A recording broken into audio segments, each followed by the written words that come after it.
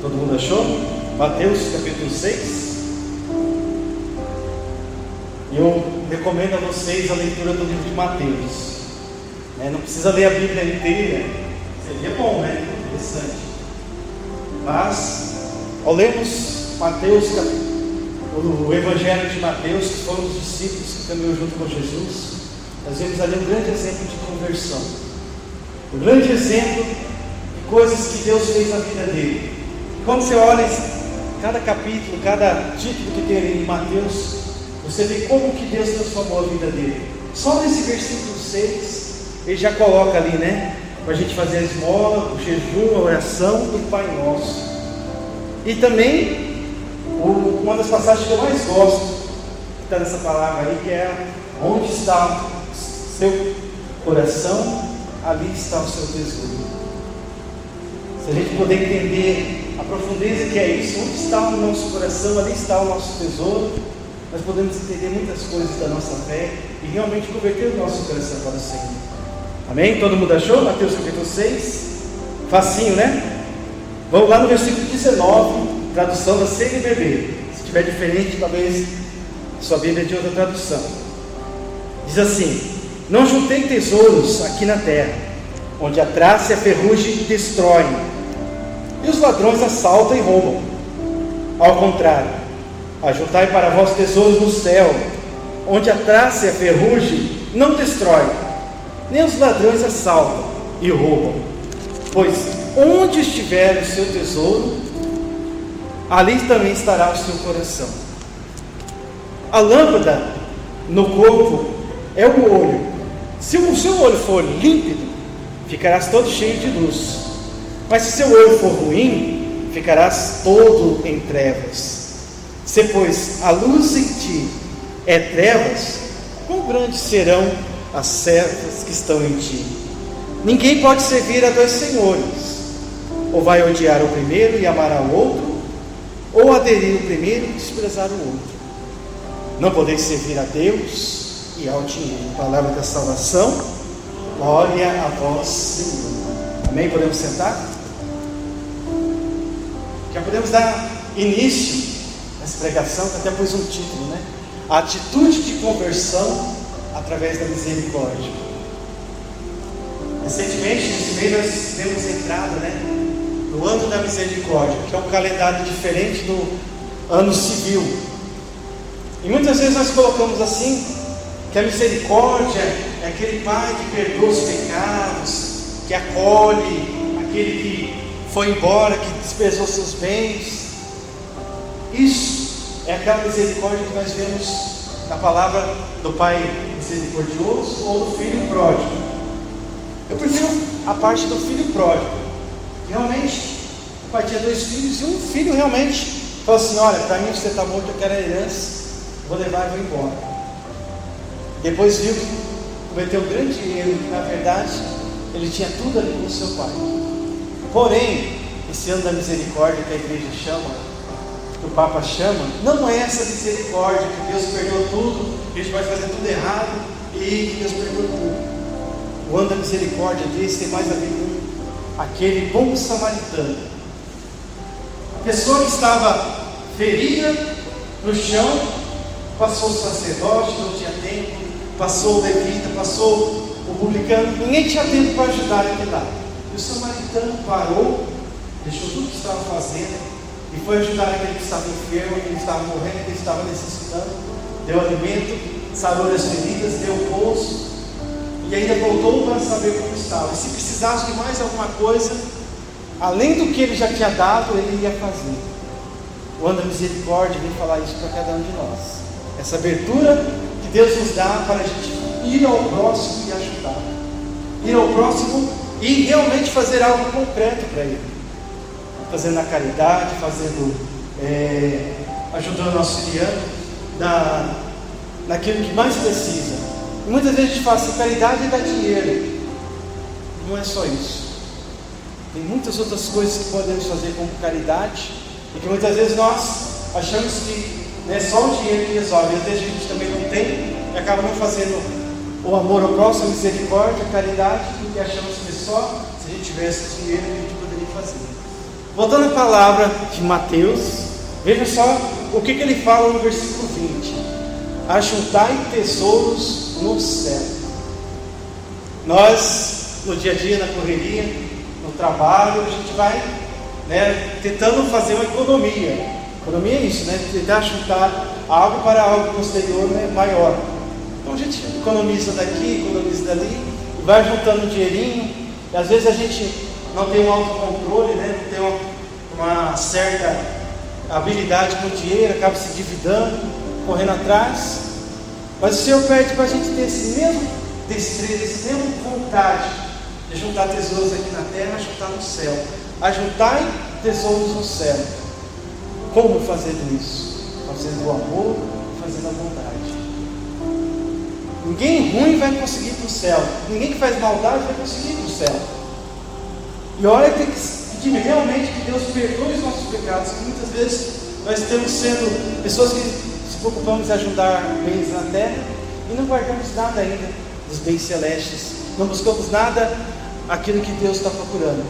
E o Senhor coloca, para mim é uma linda palavra, eu fiquei encantado com Mateus capítulo 6, que ele coloca ali: onde está o seu tesouro, ali está o seu coração. E Deus pergunta para cada um de nós: qual que é o nosso tesouro?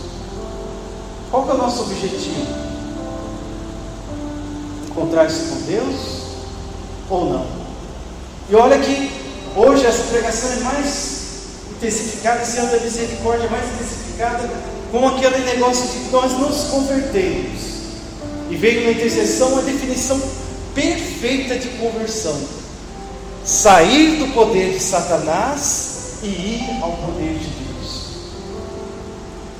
Conversão é isso: deixar que o inimigo de Deus não venha mais sobre nós, não tenha mais poder sobre nós, e tomarmos as atitudes que vem do Senhor. Também em Jeremias capítulo 7, versículo 10, que também vem na intercessão, diz bem assim: reformai o vosso procedimento e a maneira de agir. Reformar, converter-se é reformar o nosso procedimento. O que acontece na reforma de uma casa? Temos aqui uma casa, às vezes está velha, rachada, caiu nos pedaços, com goteiras, filtrações, rachaduras, estrutura ruim. Só que é aquela casa. E quando você vai reformar algo, você vai reformar aquela casa. Você pode demolir uma casa e construir uma outra em cima. Será uma outra casa. Será um outro projeto, será uma outra licença ambiental, enfim, um outro alvará de construção, etc. Vai ser outra casa, vai ser uma outra planta. Mas quando se fala em reforma, você vai pegar aquela casa que está lá e vai consertar tudo que está errado. Vai pegar todo o entulho, às vezes a parede vai ter que quebrar, às vezes o reboco vai ter que tirar, aonde tem filtração vai ter que colocar tubulações novas, aonde há goteiras vai ter que realmente colocar um telhado diferente, mas a casa é a mesma. Reformar o nosso proceder é exatamente isso. Nós seremos os mesmos, mas tudo que estava velho, tudo que era estragado, tudo que estava fazendo mal, tudo que aquilo que o Satanás colocou no nosso coração tem que ser tirado, para que o reformador verdadeiro, o Senhor Jesus, retome o nosso procedimento, faça coisas novas em nós. E a casa reformada, às vezes fica até melhor do que uma casa construída do zero. Às vezes se constrói a casa do zero e dá alguns meses e começa a aparecer uns defeitinhos. Só que a casa reformada, que o cara faz conforme aonde estava o problema, ele foi lá e resolveu, aquela casa fica muito mais tempo. É isso que Deus quer fazer no nosso coração. Poderia pegar um monte de pessoas do zero, pessoas santas já, e ir mandando o Espírito Santo. Mas Deus quer a conversão de nós que precisamos dessa reforma, precisamos dessa casa reformada, precisamos ser transformados por hoje. E muitas vezes nós precisamos mudar os nossos comportamentos, as nossas atitudes e aquilo que nós fazemos de errado. Porque se você pensar bem mesmo, a pessoa que é convertida, não que a pessoa se torne uma pessoa chata, pelo contrário, Essa pessoa se converte e começa a falar que ele está salvo, que ele já vai para o céu, que Jesus lavou ele, que está lavado no nome de Jesus, que ninguém me toca, ninguém me rela. Cuidado, essa pessoa ou tem problema de cabeça, ou não foi convertido, não. Na igreja tem muita gente assim, né, que fala que foi convertido, mas se você for ver os mesmos pecados que ele fazia antes de conhecer Jesus, ele vai continuar fazendo. E se a gente continua fazendo os mesmos pecados antes de conhecer Jesus, depois a gente foi evangelizado, mas não foi convertido. Tem diferença. A conversão implica na mudança, na reforma do comportamento que nós temos. E muitas vezes nós até questionamos, que a igreja acaba tendo pessoas que julgam, que não sei o que, até pode falar um pouco sobre isso, no evangelho de hoje. As pessoas não podem julgar, não podem apontar o dedo para ninguém. E muitas pessoas largam a igreja justamente por isso, porque encontram lá pessoas que vão julgá-las. Só que essas pessoas que vão julgar, com certeza não tiveram essa conversão, não tiveram essa atitude. Você não vê nenhum santo que era chato, que ficava apontando os erros de todo mundo, que ficava criticando tudo, criticava um, criticava outro. Pelo contrário, os santos encantavam as pessoas com a sua conversão, com a sua fé, que ele fazia. E aí, muitas pessoas até deixam a igreja e vão com a teologia protestante, porque tem lá um pastor que abraça, fala palavras bonitas, aquelas palavras que ele queria ouvir.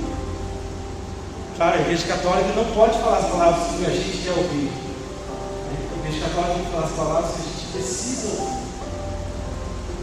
Deus não atende às nossas vontades quando nós oramos. Deus atende às nossas necessidades. E muitas vezes a pessoa vai, e olha só a teoria protestante, mais ou menos assim, a catequese protestante. Que Jeová criou o mundo, aí Jesus nasceu. Ele não nasceu da Virgem Maria, ele não nasceu de pai adotivo de São José, nem os avós São Joaquim e Santa Ana, não foi o São Gabriel, o anjo, o arcanjo que anunciou. Enfim, Jesus nasceu. Esse negócio de santo não existe para eles. E Jesus não fundou a igreja. Você vai ver em Mateus que ele fundou a igreja, chamou seus discípulos, mandou eles evangelizarem, eles pregarem, eles anunciarem, eles quiserem fazer confissão, mas para eles não aconteceu isso não. Aí eles vai aumentando ainda, olha só o que eles vão fazendo. Eles falam que foi Constantino que fundou a igreja católica. Não sei como eles conseguiram isso, porque Constantino foi no ano 300 lá da igreja. A igreja existia há 300 anos. Quer dizer, o cara fundou a igreja que nem o avô dele era vivo ainda, mas eles dizem que fundou a igreja. Foi Constantino que fundou a igreja católica. Aí veio um iluminado, um abençoado de Deus, Lutero, e fundou a igreja verdadeira. Só que aí nem Lutero estava certo. E depois de Lutero foi outro. Hoje temos o Silas, temos o R.R. Soares, temos o Edir Macedo, e cada um acha que a igreja dele está certa. E a igreja primitiva lá? Os discípulos pregavam, os discípulos, no Atos dos Apóstolos lá está bem claro, no capítulo 20, lá está bem certinho como é que é a sucessão apostólica da igreja. Os discípulos nomeavam os bispos, que nomeavam os presbíteros, está tudo lá escrito certinho, e até hoje é assim. E por causa de um abraço, de uma palavra bonita do pastor, as pessoas vão e acabam se convertendo a uma religião que não é a religião de Jesus Cristo. E hoje Deus está falando para cada um de nós que muitas vezes nós vamos buscar lugares em que não se prega a conversão, mas se prega a solução. Eu estou devendo, então eu vou naquela igreja lá, porque aquela igreja vai se resolver o meu problema. Agora, se converter, ninguém quer. Mudar de vida, ninguém quer. Fazer o bem para o próximo, ninguém quer. E acha que vão alcançar o céu, Uma das coisas que eles querem é só acreditar. Não precisa se converter, não precisa deixar o pecado de lado. precisa deixar. Tem pastor que prega a favor do aborto, a favor do homossexualismo, a favor do divórcio. Pastor que prega. Quer dizer, conversou nada, porque eu tenho a fé e só a fé basta para me salvar. Não preciso fazer obra nenhuma. E Deus fala assim: onde está o seu tesouro? Esse Deus que resolve meus problemas e que não existe nada, eu não preciso fazer nada. Ou está esse Deus que exige uma reforma do comportamento? Nesse ano da misericórdia de Deus, eu vou falar para você, até esse livrinho aqui que eu já recomendei algumas vezes, né, o capítulo 4 desse livrinho vem dizer muita vez sobre essa vida nova em Cristo, que fala que é comum a pessoa definir valores e normas por conta própria e adotar uma moral